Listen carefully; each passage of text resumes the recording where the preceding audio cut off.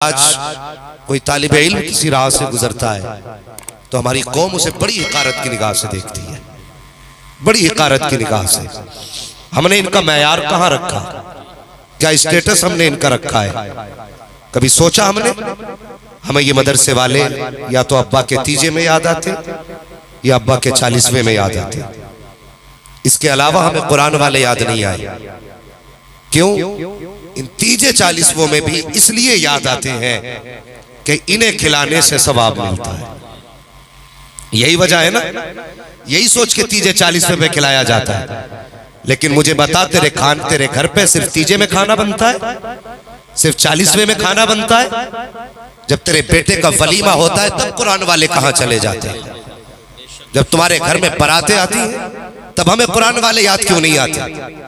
अगर कोई बहुत अच्छा आदमी इन कुरान वालों की दावत कर दे तो फिर खाने को नहीं पूछा जाता। टेबलें लगी, अच्छे अच्छे लोग खा के चले गए, फिर पूछा जाता मदरसे वाले नहीं आए, तो सर पे हाथ मार के कहता यार भूल गया था। तुझे सब याद रहे, ये मदरसे वाले याद नहीं रहे? तो कितने लोग शर्म ये कह के मिटाते हैं कि मदरसे वाले कम से कम कह दिया था तो आ जाते,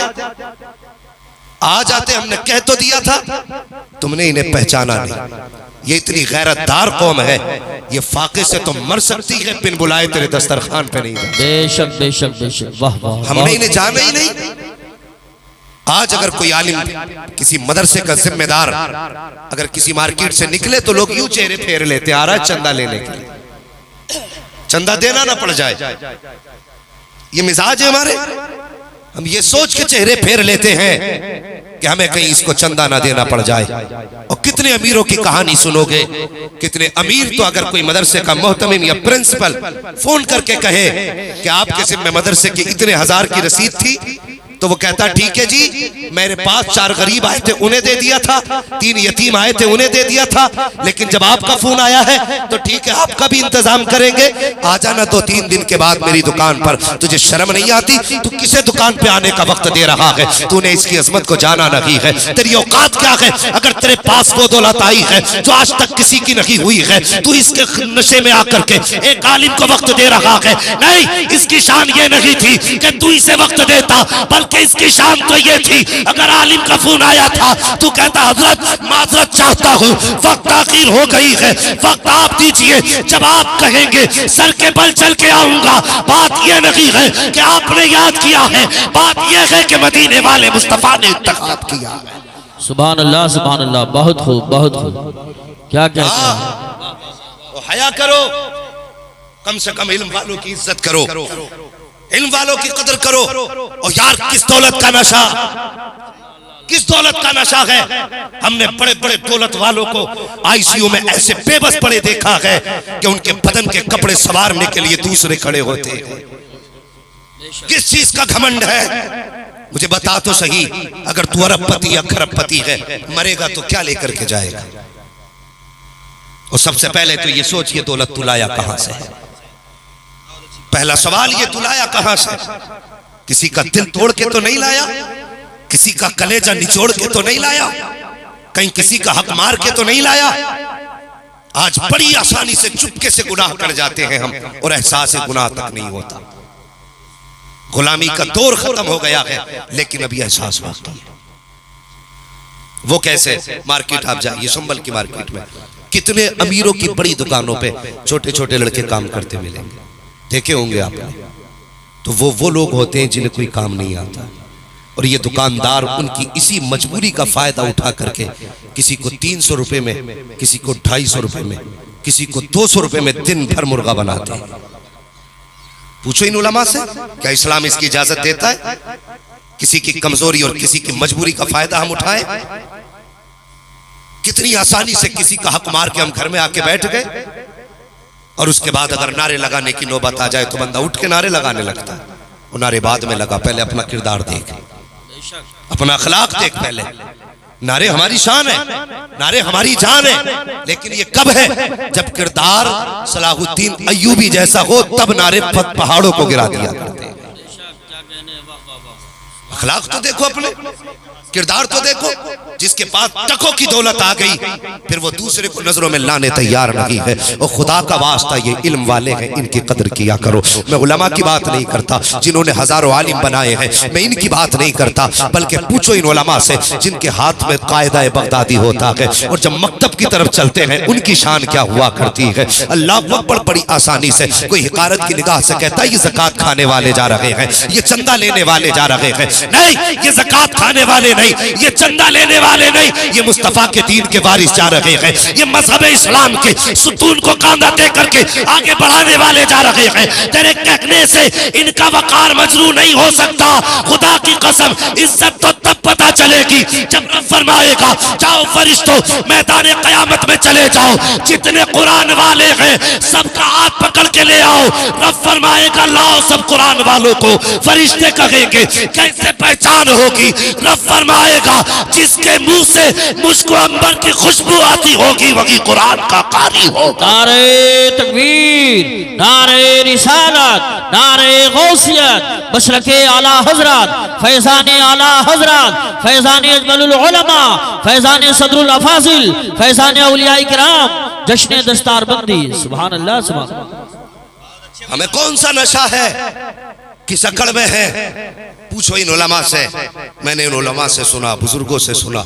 अल्लाह अकबर। फरमाते हैं जिस कब्रिस्तान में कुरान वाला दफन होता है तो 10 कब्रें सरहाने की तरफ, 10 कब्रें पैताने की तरफ, 10 कब्रें दानी जानी, 10 कब्रें बाई जानी। अल्लाह उसकी कब्र की बरकत से 40 कब्रों का अजाब हटा देता है। सुभान अल्लाह। 40 कब्रों का अजाब। आज हमने क्या कीमत लगाई कुरान वालों की? हमने MBBS को तरजीह दी। मैं तालीम का मुखालिफ नहीं, हमें MBBS भी बनना होगा। इसकी कमी से बड़े नुकसान हैं, मगर सब कुछ बनो, कुरान के कारी पहले बनो, कुरान के कारी पहले बनो। हमने अक्सर जो लोग दौलत के घमंड में रहते हैं, नशे में चूर रहते हैं, क्या कितने मीठे अंदाज से हम जलील करते हैं कुरान वालों को। सोचा कभी शादी ब्याह के टेबल लगे हो तो जाके देखना, अगर इत्तेफाक से कोई पढ़ने वाला बच्चा निकल जाए ना स्टैंडर्ड टेबलों की तरफ से, तो कहते बेटे उधर नहीं, तुम्हारे खाने का इंतजाम उधर है। इधर कौन खाएगा? इधर VIP लोग बैठे हैं, इधर VIP लोग बैठे हैं। तेरी नजर में VIP कौन है? जो 1800 रुपए का जूता पहने वो VIP, जो 22,000 का कोट पहने वो VIP, जो 70,000 की घड़ी बांधे वो VIP, जो 1.5 लाख का मोबाइल जेब में रखे वो VIP। हम भी खड़े हो गए, दिखा तो सही कौन सा VIP आने वाला है। एक तरफ कुरान वालों को दाएं हटाया गया, बेटे तुम्हारी जगह नहीं, वहां बैठ के खाओ, यहाँ पे कुछ VIP आने वाले हैं। तुम्हारे VIP कौन थे? जब नजर जमा के देखा गया तो कोई कोट वाला था, कोई पैंट वाला था, एक की सूरत ऐसी ना थी जिसकी शक्ल मेरे मुस्तफा की मोहब्बत में सजी हो, किसी का लिबास ऐसा ना था जिसको देख करके मुस्तफा का लिबास याद आए। और तुमने उनको VIP कहा कि जिनके बदन पे कोट पैंट था। आ कुरान से पूछ VIP कौन है तो कुरान बताएगा। खुदा की कसम VIP वो नहीं जिसके पैर में 18,000 का जूता है, VIP वो होता है अगर एक पैर में जूता हो, बदन पे फटा लिबास हो और मुस्तफा कहते बिलाल काबे की छत पे चढ़, तो पैर देखने वाले आदत का अंदाजा न लगाए, मुस्तफा का फरमान देखने वाले ऐलान कर दे VIP वो नहीं जिसका लिबास आला है, बल्कि VIP वो है जो मुस्तफा जाने रहमत वाला। सुभान अल्लाह, सुभान अल्लाह, माशाअल्लाह, बहुत खूब, बहुत खूब। आज बदल दी। जिंदाबाद, जिंदाबाद। तुमने VIP किसे कहा? जिसे पेशाब करने का सलीका नहीं आता तुमने उसे VIP कहा।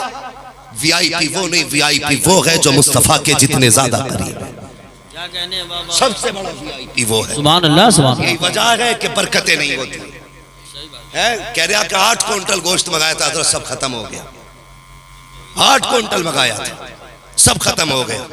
वो खत्म क्यों हुआ? कभी सोचा? इसलिए कि पहले नंबर तूने उनको दिया जिन्हें सही से कलमा तक याद ना था, जिन्हें सही से कलमा तक याद ना था। उन्हें कोट के बटन के डिजाइन और कीमतें तो मालूम थी, लेकिन मुस्तफा का दिया हुआ तोहफा याद नहीं था। वो आके बैठे, अजी अब बैठने का तो दौर ही खत्म हो गया। कितना दौर बदला है, हमने कितनी तरक्की की है।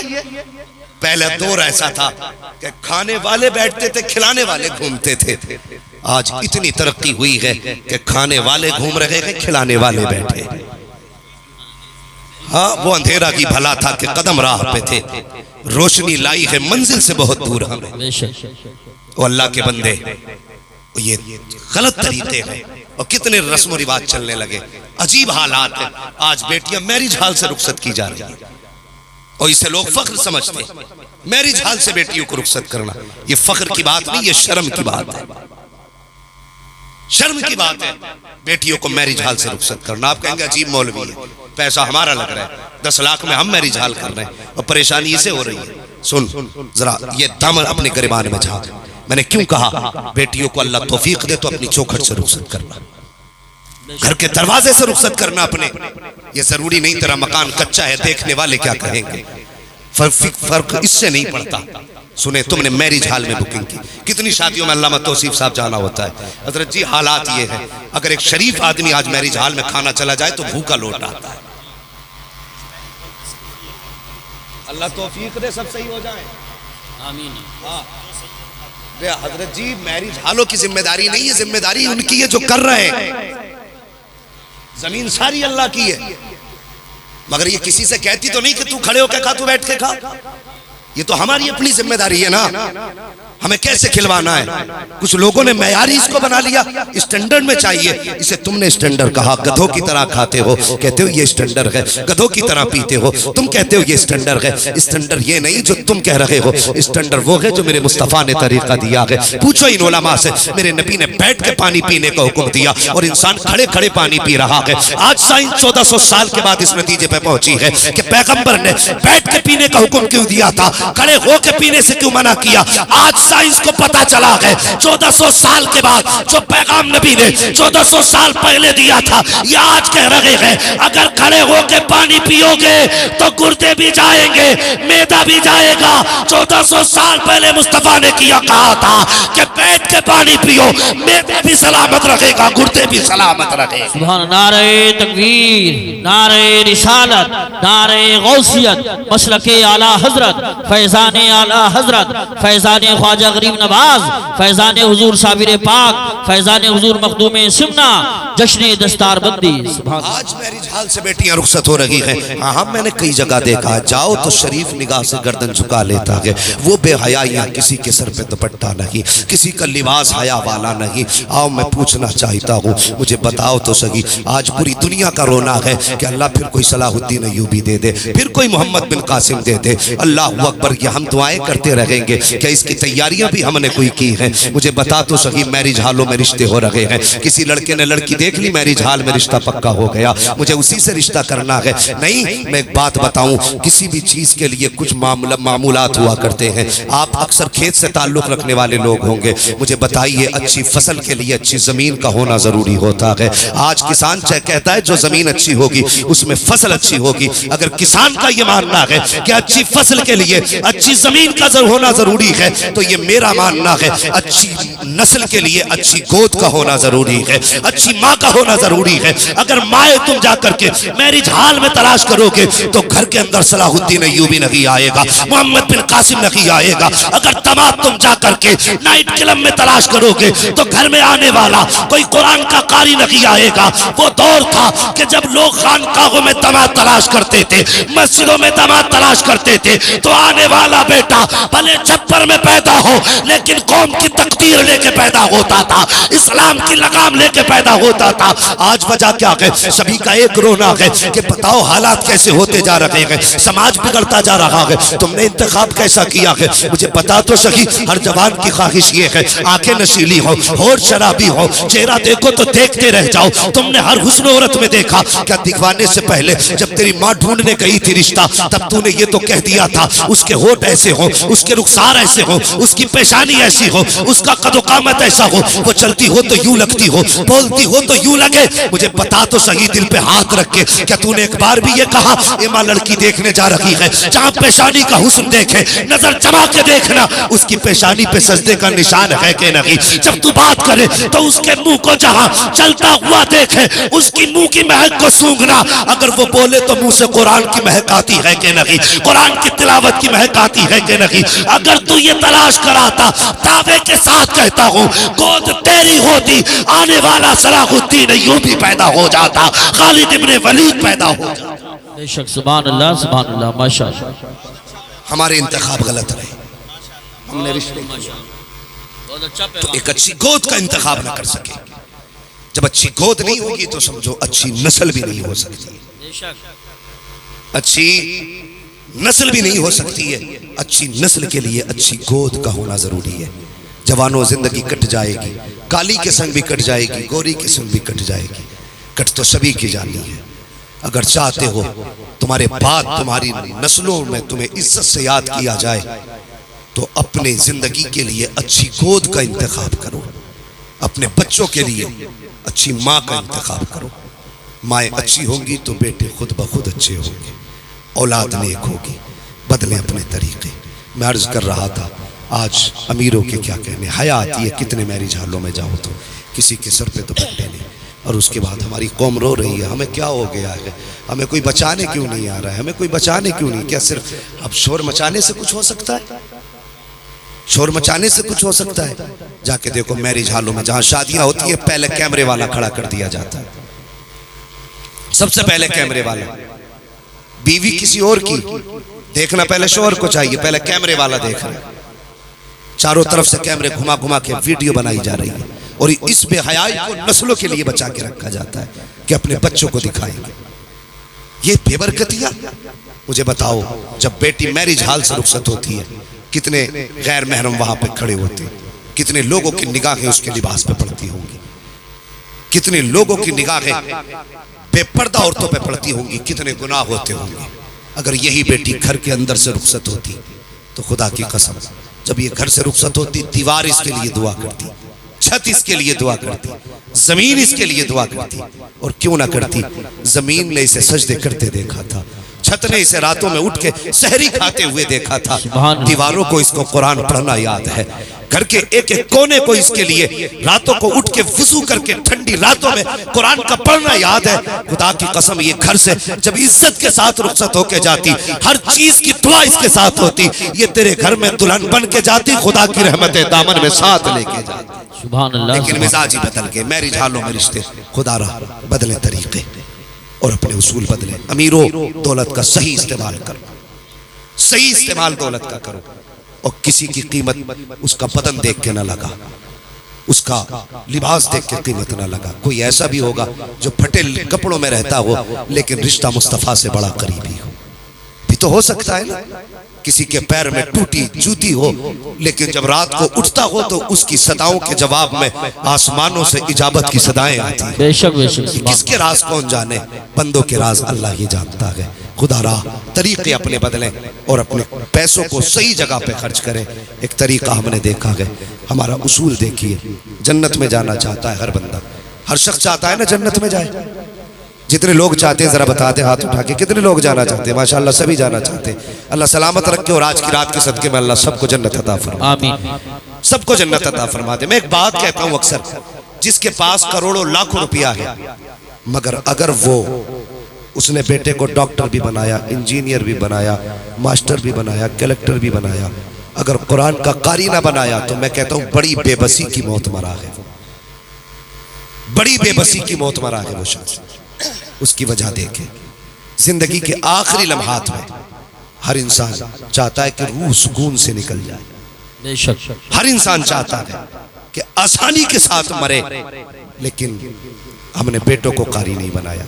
जब सांस अटकती है ना तो कोई गिलास लेके भाग रहा है, हाफिज जी से पानी पड़वा लो, कोई हाफिज जी को तलाश करने जा रहा है कि चलो अब्बा की तबीयत ठीक नहीं है, चल के यासीन पढ़ दो। अल्लाह अकबर। अगर हाफिज ना मने, ना मिले और पानी ना मिल सके, कितनी बेबसी की मौत इंसान मरेगा। मुझे बताओ तो सही। मैंने पहले बात कही थी, हमने अमीरों को आईसीयू में ऐसे हाल में पड़ा देखा है कि कोई पानी पिलाने तक नसीब नहीं होता है। और खुदा के वास्ते अपनी आखिरत का इंतजाम जीते जी कर जाओ, अपनी जिंदगी में आखिरत का इंतजाम कर जाओ। आज 40वां हो तो इतने लंबे लंबे थाल सजाए जाते हैं। जब पूछा जाए ये किस लिए, तो कहता है ये सब अब्बा को पसंद था, पान भी अब्बा को पसंद था, मीठा भी अब्बा को पसंद था, ये सब्जी अब्बा के पसंद की थी, सारी चीजें 40वें में लगाई जा रही है। मुझे बता तो सही, मरने के बाद इतना ख्याल बाप की फिक्र का, क्या जिंदगी में भी उनका ख्याल इतना किया हमने? कभी ख्याल आया मेरे बाप को कौन सा फल पसंद है?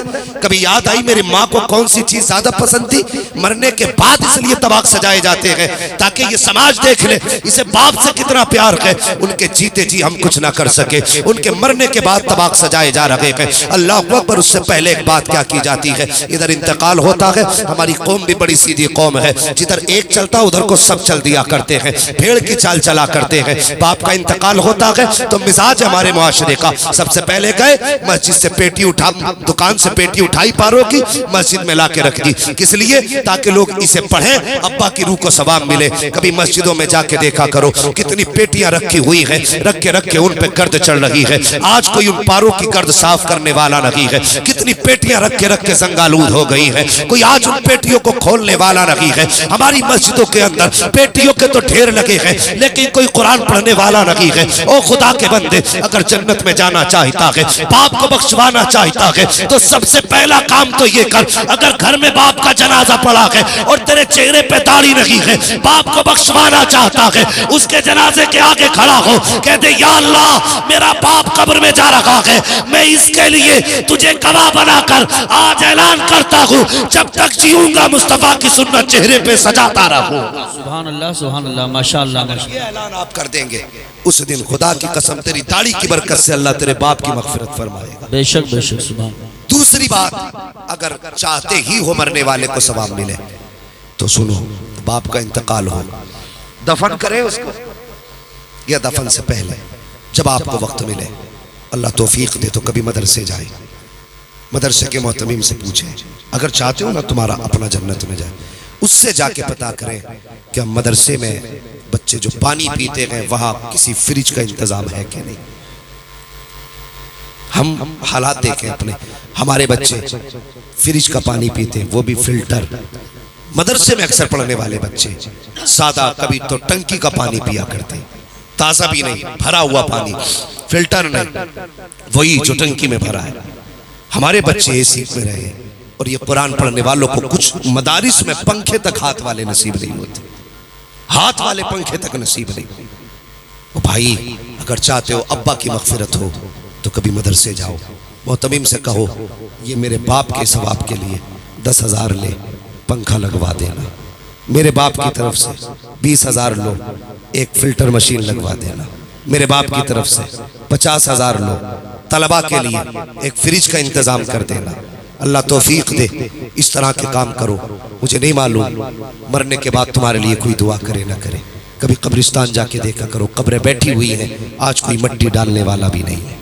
कितनी कब्रों पे गुलाब पड़ा है और कितनी कब्रों पे मिट्टी तक डालने वाला कोई नहीं। गारंटी है कोई तेरे बाद तेरी कब्र पे मिट्टी डालने आएगा? कोई देखने तक नहीं आता क्या हाल कब्रों के हैं। अल्लाह तौफीक दे, अपने जीते जी आखिरत का इंतजाम करके जाओ।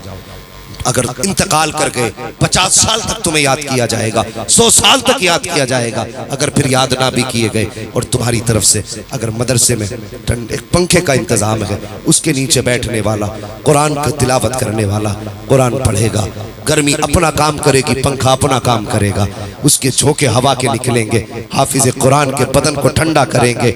मैं नहीं जानता कि तुझे खबर होगी कि नहीं होगी, लेकिन इतना पता है इधर हाफिज कुरान का कलेजा ठंडा होगा, उधर अल्लाह तेरी कब्र में जन्नत से ठंडी हवाओं की खिड़कियां खोल देगा। ये इंतजाम आखिरत के करके जाओ, आखिरत के इंतजाम करके जाओ।